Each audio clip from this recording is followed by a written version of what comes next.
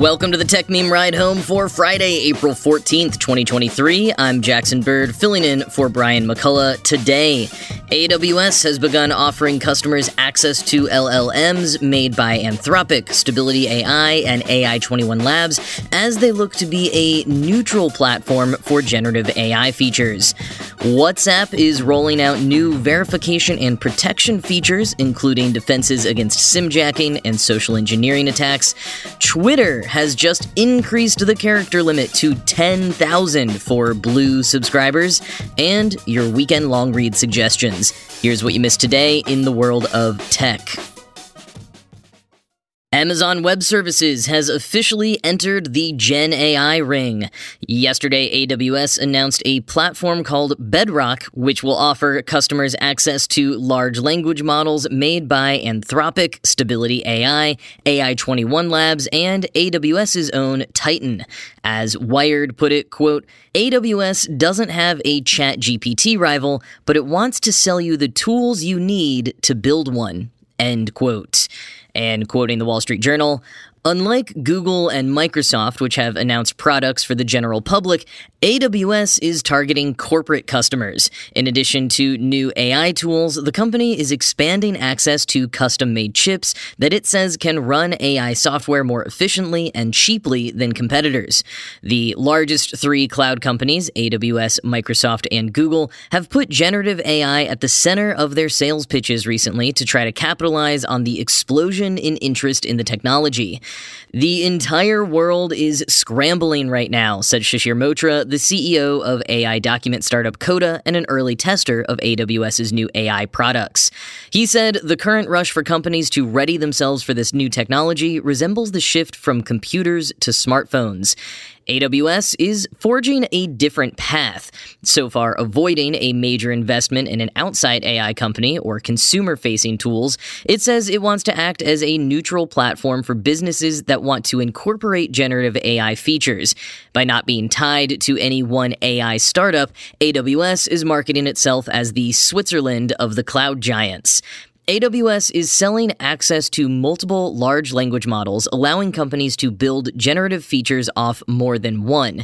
AWS says its AI will be more suited for businesses because it can be trained only on a customer's data, says its internal cache of documents, rather than the broader set of web pages that other models use. That could make it a safer choice for businesses that are nervous their private data could end up shared and mixed up with other companies. Another feature the company is pushing is Code Whisperer, which generates and fixes computer code. It will compete directly with Microsoft's GitHub Copilot, which uses generative AI.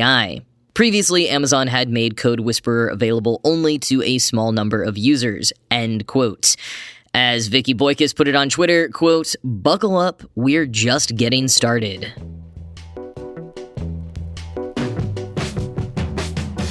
In more verification news, yesterday I told you about LinkedIn's new verification features using employee email addresses, Microsoft Entra, and government IDs through Clear.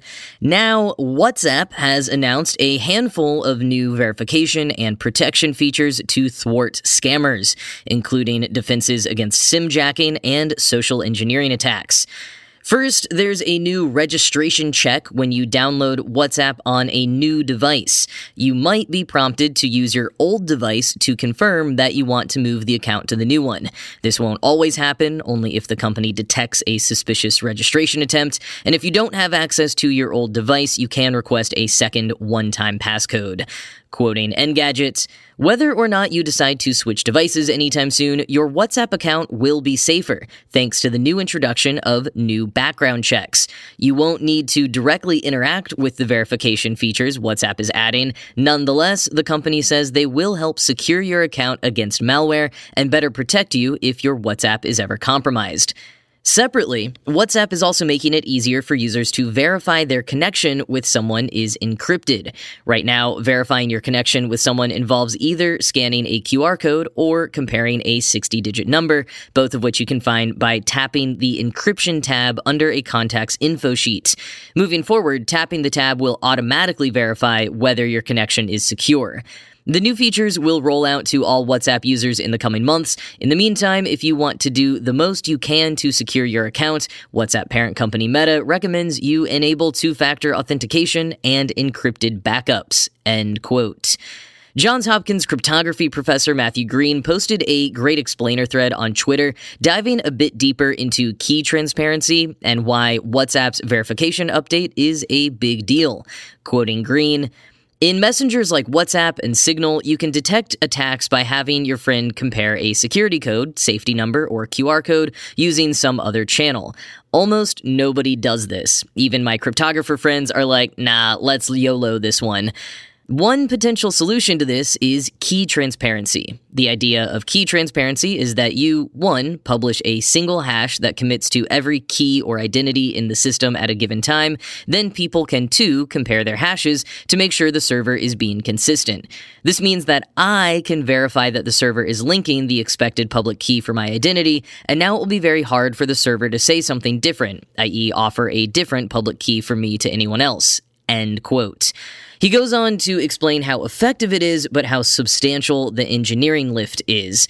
Quoting again, "Proposals like key transparency don't address every one of these attack vectors, but they signal very loudly that developing further attacks in this direction probably is not a great investment." So the major signal we're getting from WhatsApp and from Apple a few months ago is that they intend to make secure messaging as safe and private as they possibly can. These systems are important, and they will invest in blocking even sophisticated attacks. End quote. Twitter officially announced last night that they have upped the character limit to 10,000 characters. If you are using Twitter Blue. It will also include bold and italic text formatting. No more all caps or asterisks to indicate emphasis. Quoting The Verge, "The announcement comes just weeks after the character limit for Twitter Blue was first bumped up from 280 characters to 4,000 back in February, with the latest increase and additional formatting features seemingly designed to help Twitter compete with newsletter platforms like Substack, which has recently found itself in Elon Musk's crosshairs. This isn't the first time Twitter has introduced long-form writing features. The company, under previous leadership, was testing a new notes feature for writers and had previously purchased the Review newsletter firm in 2021, which served as a rival to Substack. Both of those programs were later scrapped by Musk. Twitter isn't being subtle about its intentions to rival services like Substack. The company recently rebranded its Super Follows feature, which allows users to subscribe to individual accounts to access exclusive content, to subscriptions, advertising it alongside the new character limit and formatting options as a means for creators to earn income directly through Twitter. Musk also promised that Twitter wouldn't be taking any money creators make through subscriptions for the next 12 months. Monetization through subscriptions is currently only available to users in the US. Twitter has an uphill battle to fight if it wants to shirk its legacy as a short-form blogging platform. While some creators have expressed an interest in the new long-form features, many everyday Twitter users appear reluctant to read beyond the platform's text snippets. Data reported by The Information also indicates that Twitter Blue is struggling to attract subscribers, with the service estimated to have around 290,000 global subscribers, just 0.1% of the roughly 250 million daily active users reported by Twitter last year. End quote. And just to give you a sense of scale on the character limits here, a 15-minute episode of this show, read by me, is about 2,300 words. Brian goes faster, so he packs in more like 2,500 words. In a recent script, those 2,300 words equated to about 12,400 characters. So you can think of 10,000 characters as text that would be almost as long as this show to read. If you did text-to-speech on a tweet that made use of the full character limit, it would be almost as long as an episode of this show. That is a long tweet. I'll also add here that the character limit on Substack Notes, while not publicized, their FAQ just dares you to hit it, is just over 4,000 characters. At least that's how many I was able to cram into a post. Did Substack settle on just over 4,000 characters for their notes because, at the time, that was the maximum anyone could tweet, even with Twitter Blue? Did Twitter up the limit in response to Substack notes? Maybe trying to make tweets themselves replacements for full newsletters? After all, 10,000 characters is more than enough for most people's newsletters. Will any of it actually have an impact on one company over the other? I guess we'll see.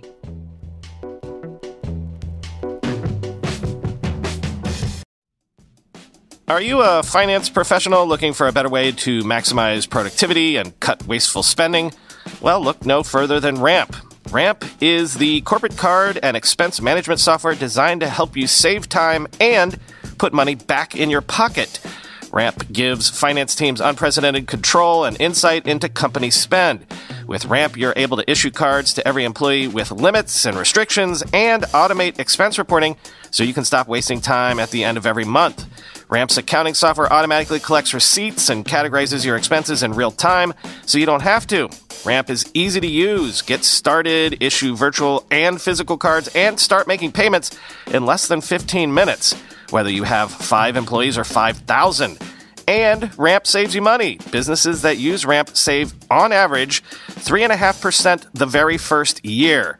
And now get $250 when you join Ramp. Just go to ramp.com/techmeme. Ramp.com/techmeme. ramp.com/techmeme. I got lucky. I stumbled into the career that I love, but accidentally. I wanted to be a film director, and instead I became a startup founder. If you're a software engineer and you're looking to make an impact, maybe you should do what I did and consider looking beyond the obvious path. Bloomberg is building the world's most trusted information network for financial professionals, and they're looking for engineers to join them. I've never worked at Bloomberg personally, but there's no business or financial news source I trust more for this show. But also, think about it. At its core, Bloomberg is one of the world's preeminent data and technology companies already. At Bloomberg, you'll devise solutions and systems that solve complex real-world problems for customers across global capital markets. You'll be part of a team that builds and delivers tools to help the world's leading businesses and finance decision-makers surface relevant information in an ever-expanding ocean of data and act on it quickly. The majority of Bloomberg software is built on C++, JavaScript, TypeScript, and Python, and Bloomberg engineers are active members of the open source community, both contributing to and leveraging open source software in their products. Working at Bloomberg means operating at insane scale. The company's real-time market data feeds ingest and process more than 30 billion, yes with a B, market data messages daily. Learn more about the opportunities that await you by visiting Bloomberg.com/careers. That's Bloomberg.com/careers. And now it is time for your weekend long read suggestions. First up, from Nate Rogers at The Ringer, a profile on weird Twitter patron saint Drill. Real name, as exposed 6 years ago, Paul Dockney. To many people, he's still pretty anonymous, so much so that I couldn't find a video with his last name being said aloud, so apologies if I am mispronouncing it.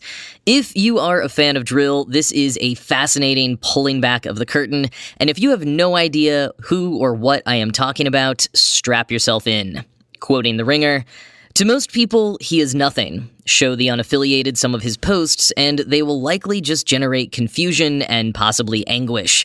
But to a large sect of the very online, he is king, the undisputed poet laureate of shitposting, the architect of a satire so effective that it has become impossible to tell when Drill stopped mocking the way people speak online, and when we instead started speaking like Drill online. For almost 10 years, he was entirely anonymous. Like a decent number of the people in the so-called weird Twitter scene that Drill is still vaguely a part of, he doesn't use his real name on the account. But as time has gone on and his popularity has grown, it's become nothing short of miraculous that he's kept up the mystery. Still, over the years, some of his digital curtain has begun to part, largely spurred by his being doxxed in 2017 when his identity was revealed to supposedly be that of a man named Paul. The character of Drill is fluid, but taken as a whole, the blurry image starts to come into focus. It's that of an easily agitated, overly confident, wildly crass, IBS-ridden middle-aged man thrashing away on a computer, probably a PC. He speaks in outlandish non sequiturs and engages with brands with unreasonable love and hate in equal measure. He is the dark, democratic promise of the internet, that anyone can use it to broadcast their opinions at any time, fulfilled. I just go back to how specific and unique it is, comedian and actor David Cross told me. There's nobody quite like him, and it perfectly encapsulates that Twitter dialogue. When I asked Dockney whether the type of person he's satirizing is more common now or merely more visible, he said, "I think there's just so many of those minds out there that we can only see because of the internet. In the 1920s or whatever, there were just as many dumb, crazy people who only met like 4 people in their entire life and just died in obscurity." He noted that he appreciates that the site records this interesting snapshot of all the insane people who exist in the background and just post. It was one of the only moments when he had anything remotely complimentary to say about Twitter. End quote. A chunk of the article is about Dockney trying to find his place in the arts and entertainment realm. He's self-published books and had an Adult Swim show. The article talks about how people are still figuring out how social media works in the artistic realm. I would argue that a lot of people like Drill and younger folks have figured out how art works on social media. The professional entertainment and marketing worlds just haven't figured it out yet. So you get a lot of real weird artistic geniuses kind of languishing away in obscure corners online.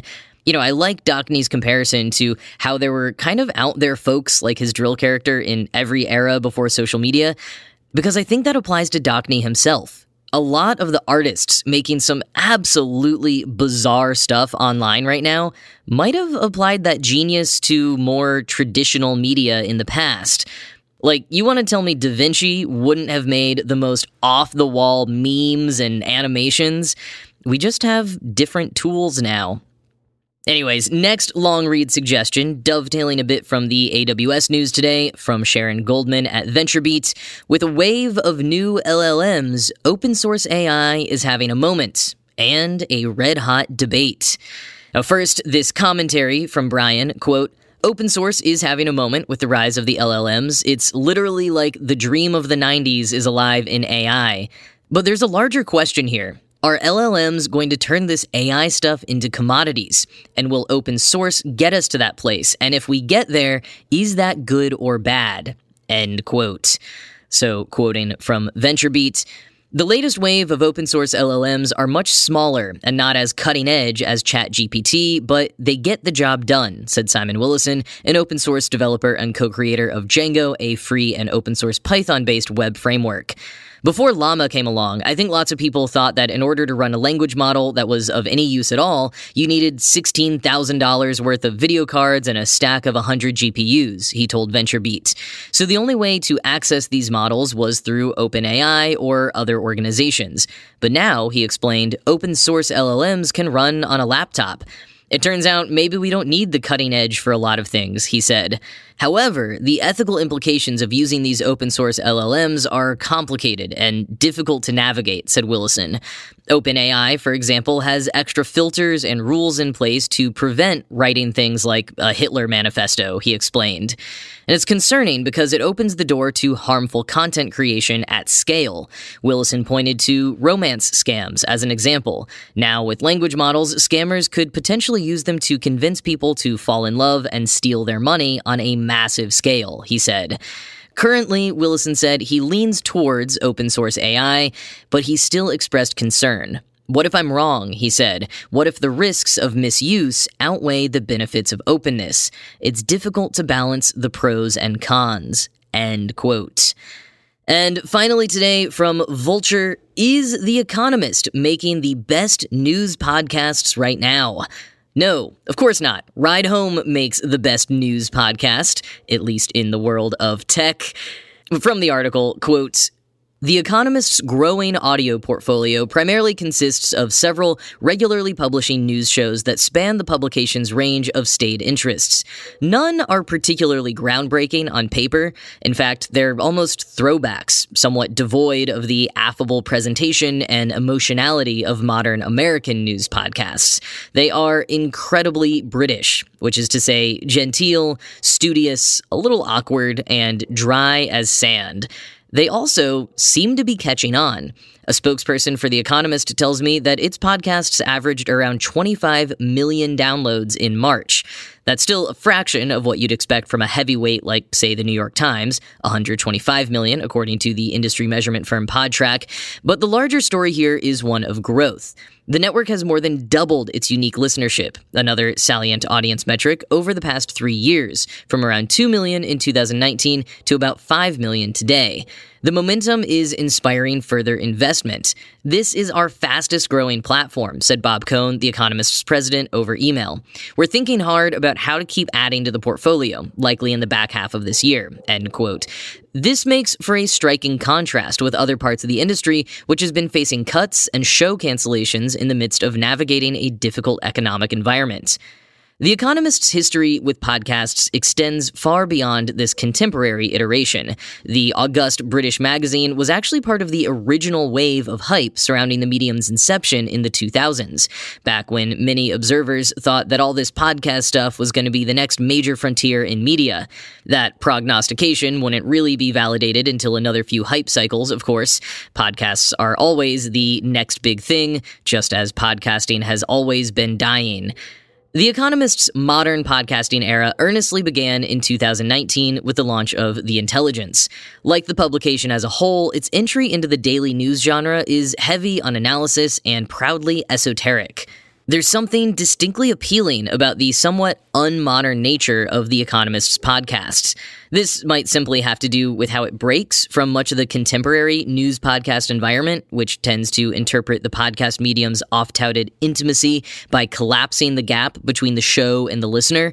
You're conditioned to develop a feeling of closeness with a daily news podcast and its hosts.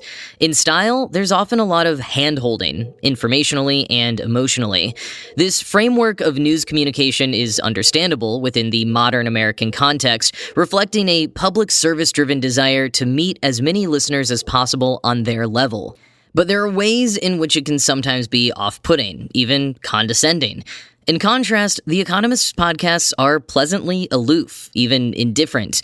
Rather than broadly calibrating for whatever common denominating level of knowledge listeners might have with the subject matter, they often project a sense that it's less about them meeting people where they're at than it is about people meeting them at theirs. End quote. As a fan generally of The Economist, and particularly their podcasts as a free alternative to subscribing to their text articles, I think Nicholas Qua at Vulture gets it exactly right. I started reading The Economist in high school because it felt challenging to me. I had to look things up as I read. Of course, there is something to be said for meeting people where they're at, but not all media available to us needs to do that, and I'm grateful for the ones that push us a little further.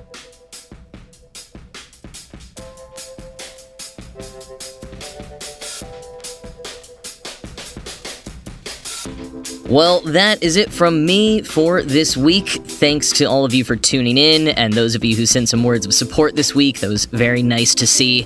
I've had a great time filling in for Brian. He will be back in your feeds this Monday, April 17th. Thanks for having me, and have a great weekend.